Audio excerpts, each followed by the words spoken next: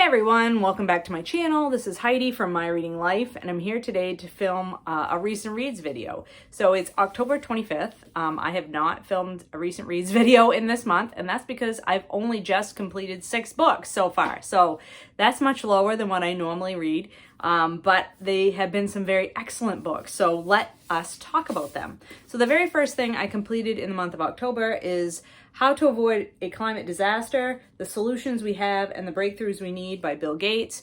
Bill Gates is not an excellent prose stylist. This is not the best written book I've ever read in terms of like just beautiful writing.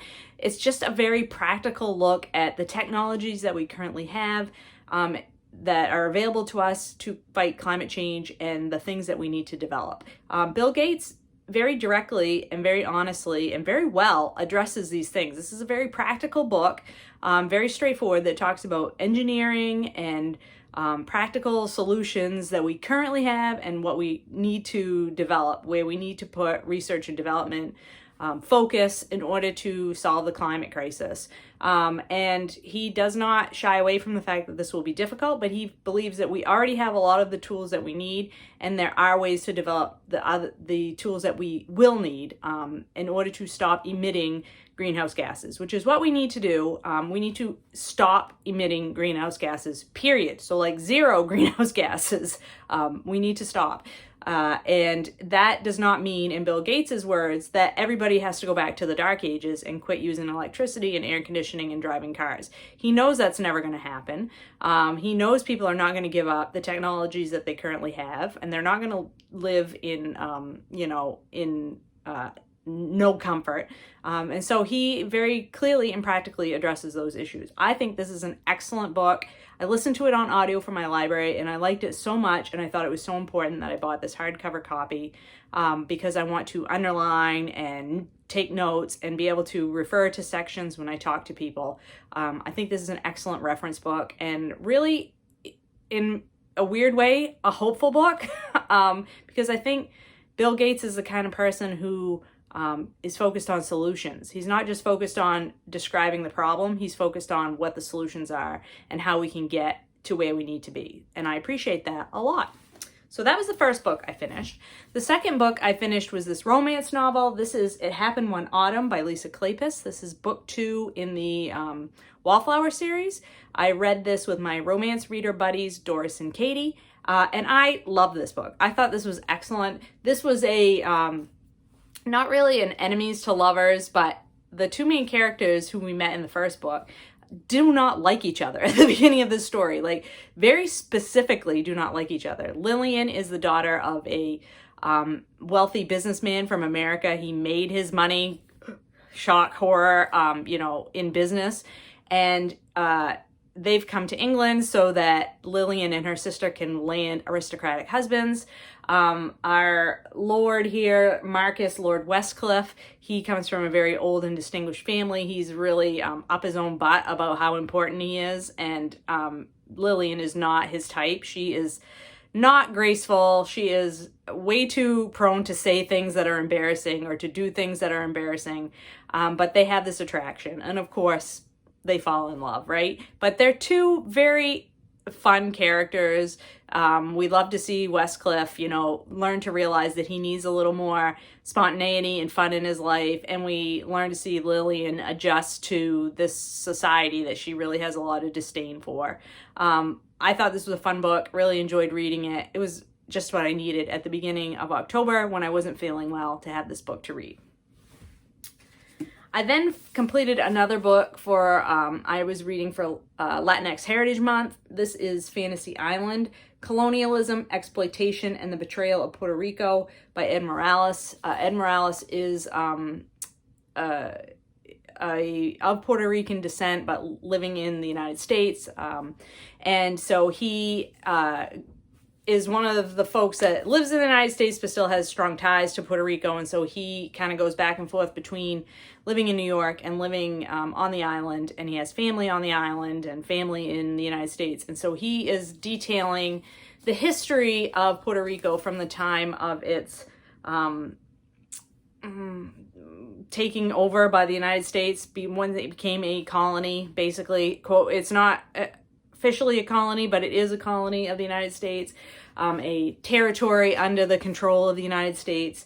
And he details all of this really goes into the history of how the United States and Puerto Rico have dealt with one another, and specifically what the United States has done to Puerto Rico in terms of its governance and its financial situation. This book delves deeply into the financial issues surrounding Puerto Rico and its, quasi-colonial history with the U.S. And I found it quite dense to read. I didn't think it flowed very well. It was difficult to follow. Like I said, it's heavily detailed on these financial aspects of, the establishment of different committees and boards to sort of financially govern Puerto Rico, the different characters involved in that. I was hoping this was going to be more of a look at the social issues surrounding Puerto Rico and what has been done to the Puerto Rican people. And a little bit of that comes in, especially in the latter third of the book, which I thought was the most successful part of the book, the last third. But all of the financial stuff was just very dense and difficult to understand. It's quite complicated. And if you're not a person that sort of understands how bonds are issued, and then how municipalities and governments are on the hook for those bonds and paying them back, and how the interest is calculated and all that kind of stuff, I think this is a difficult book. And it wasn't really the book that I wanted it to be, which is not its fault, right? Yeah, I did. You can see I've tabbed a bunch of stuff, so it's not like I didn't learn anything. I did learn stuff. I just wish it had been less focused on the sort of financial minutia and more focused on social issues that Puerto Rican people are having to deal with, like, lack of power, however many years we are after Maria, because, some areas of the island have been left without help for years and years and years. And, it does go into those things somewhat, but not as much as I wanted to delve into them. So, I learned some from it, but it wasn't my favorite book that I've read about Puerto Rico. So I will be continuing on and reading some other stuff at some point about Puerto Rico to learn more. I then finished the book of Form and Emptiness by Ruth Ozeki. I did this as a buddy read with Joe Smith, and I love this book.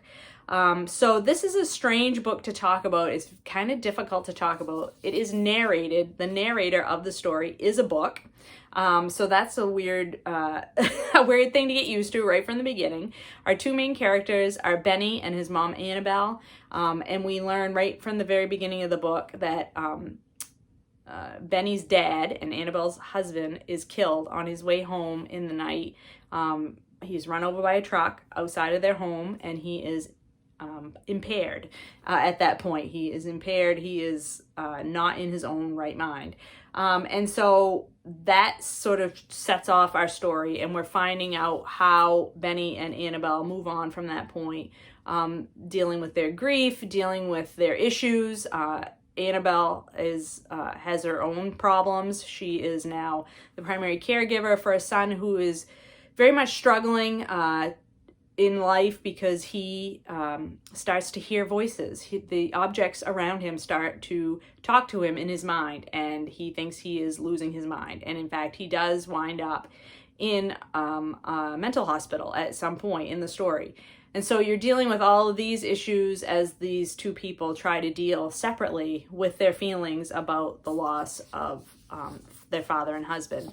And so while the book is narrating this story, there are flashbacks to earlier days in the family's history and then in current times. And there's just so much in here, as Ruth Ozeki is wont to do. There's stuff in here about environmental issues. There's stuff about mental health, especially children's mental health issues. There is lots of things about books and reading. This story really is a love letter to books and reading. That was one of the things that I loved most about it. Benny is a great character. Annabelle is a great character. And there's a whole cast of other characters that come in and out of the story. There's a library that plays a very major part in the story because that's Benny's safe space, where Benny goes when he really needs to feel safe. As he is in the library, he makes friends with some homeless people, and those people become main characters. So we look at the homelessness issue and what causes people to be homeless, and how the rest of society deals with homelessness, how society deals with people who are in poverty, who have mental health issues, like all of these things. Ruth Ozeki always builds in a lot of commentary on society in her novels, and I love that about her. There was hugely memorable characters in this. It has a lovely story, and I appreciated that the story of Benny and Annabelle is not we have a very satisfying ending, but it's not a sentimental or sappy ending, and I very much appreciated that about this book. I thought it was just overall extremely well done. I look forward to rereading this book because I think there is a lot that maybe you miss on the first go through as you're just, trying to find out what happens to these characters. But there's a lot in here that Ozeki is saying about society that I think is really, really important. It is a chunker, so do know it's over 500 pages, but I felt it read really quickly. And I found it to be a joy to read. So another successful Ozeki read for me. I then read a book of the Ancient TBR, which is very exciting. Another big chunker of a book. This is The Lacuna by Barbara Kingsolver. And I've had this on my shelves for quite a while. So this is the story of Harrison Shepherd. And Harrison Shepherd is born to a Mexican mother and an American father. And as the story opens, Harrison is a child, and his mother has left his father in Washington, D.C. and moved back to Mexico, and is living with another man, even though she's still married to his father. And so Benny is telling, Benny is from the Ozeki book. Harrison, we learn his story from his childhood on, and it's told as almost like diary entries, because Harrison is a writer from a very young age. That's how he processes what's going on in his life, is through these diary entries. And we understand at some point that these diary entries are being pieced together by someone in the future, going back and putting together Harrison's story. And let's see, this is a story that starts out in 1930s in Mexico and then goes through time, through World War II, through the Cold War. And the thing that I loved about this story, so I really did love this story. I don't think it's perfect by any means, and I think that the last quarter of the book kind of gets a little bit melodramatic and a little bit overly... it gets way too unrealistic for me at the end. But what I love about this story is that Harrison Shepherd is kind of like a Forrest Gump character, right? He is seeing people, he's connecting with historical figures through the most important points in history, right? Like, so he is not centrally involved in any of these historical moments, but because of his connections with some of these very famous people, we see those moments in history through his eyes as he connects with these historical figures. So he meets Frida Kahlo, the Mexican artist, and becomes friends with her. He works for Leon Trotsky, who is been on the run, been exiled from Russia and is on the run and is staying in Mexico. He works for him as sort of like a cook and helper, secretary. And that comes back to haunt him when he finally moves back home to the United States, right during World War II and then into the Cold War. So we see McCarthyism, the Red Scare, and how that impacts his life. We see, during the World War II, and then as the Cold War begins, and all of these things that are happening in the United States, and how the United States changes from a country where everybody's pulling together to get through World War II, and then everybody's scared of each other afterwards as the Cold War begins and the McCarthyism is like gripping the nation. and how that all impacts Harrison Shepherd, who during the process of all this happening becomes a famous author who writes these like sort of very dramatic historical fiction books about Mexican Aztec history and Mayan history. So just really awesome, fabulous storytelling, wonderful historical fiction, peeks into these certain time periods in history. Like I said, as Harrison's life intersects with all these historical moments, I thought at the end of the book it really did sort of get a little bit overly fantastical and dramatic in a way that I kind of found eye-rolly. But overall, I really love this story. And one thing I will say for those of you who are wondering, because you remember that I did not get on so well with her most recent book, Unsheltered, why I like this book so much more, because this is a hell of a good story and is not preachy about the author's own political thoughts and feelings.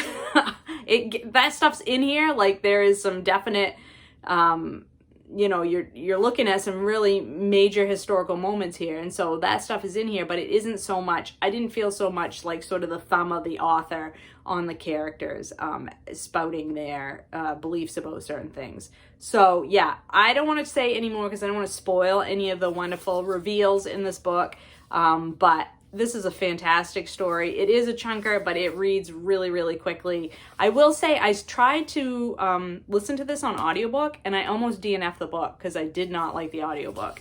And it is read by Kingsolver herself, or at least the version I had was read by Kingsolver, and I just could not with that. And I think part of the problem is there's a lot of different, like, there's newspaper clippings and letters and different mediums that the story is being told through, and I just don't think that works very well for an audiobook. So if you are interested in this book, The Lacuna, I would definitely recommend that you pick it up in a hard copy. Read it with your eyeballs, don't listen to it with your ears, at least to start, so that you can get used to how the story is being told and who the characters are. So yeah, loved that one. And then last but not least, so far this month, I finished The Bat and the Belfry by Sarah Graves, which is a book in her Home Repair is Homicide mystery series. So I have been reading in this mystery series for quite a long time. And in fact, this book, I looked it up because I didn't know when it had been published. This came out in 2013. So it's been a while since I have been caught up with this series. There are many more books since this one that have been published in the series. And I love this series because it takes place in Eastport, Maine, which is a coastal town very close to where I live. I used to work in Eastport, and I recognize all of the landmarks that are in this series. A lot of the characters feel very familiar to me. They're not people necessarily that I know, but they are they have character traits that I recognize. And the mysteries are absolutely ridiculous, would never happen in real life, but they are super fun and very fast-paced and page-turnery. So I blew through this one and just had a heck of a good time reading it. Like I said, it is quite far along in the series. The first book in the series is called The Dead Cat Bounce. And our sleuth, our amateur sleuth, is Jake Tiptree, who was a accountant to the mafia in her previous life, and has 15 years ago left that life with her young son, her teenage son, and moved from Manhattan to this little town in Eastport, Maine, to this old house, which she has then been fixing up for all these many years. So there's lots of home repair tips in here, which is why it's called the Home Repair is Homicide series. And so there's, if you like DIY stuff or home improvement type things, that's in here as well. The characters are great. I would recommend starting with an earlier book in the series because, you know, by the time this one's like, I don't know how many we're into. We're at least 15 books into the series by the time you get to this one. You know, the characters are not going to make sense to you unless you've started earlier on, right? So the first one, like I said, is Dead Cat Bounce, which title has to do with stock market stuff, if I remember correctly. So yeah, that was the 6th book I've read so far this month. That brings you up to date with my reading. I hope you are all doing well and finding some great books to read, and I will talk to you later.